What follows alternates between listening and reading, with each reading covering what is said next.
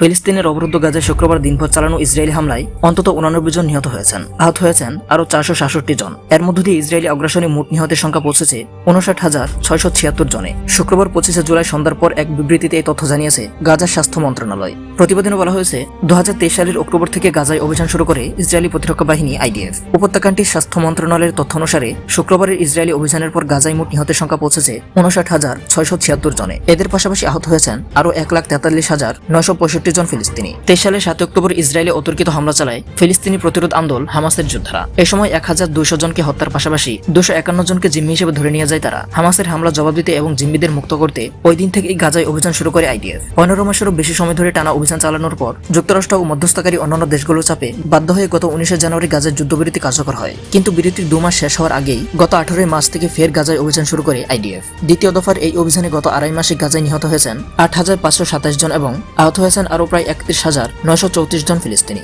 যেই 251 জন জিম্মিকে হামাসের যোদ্ধারা ধরে নিয়ে গিয়েছিল তাদের মধ্যে অন্তত 35 জন এখনও জীবিত আছেন বলে ধারণা করা হচ্ছে। সামরিক অভিযানের মাধ্যমে তাদের উদ্ধার করার ঘোষণা দিয়েছে IDF।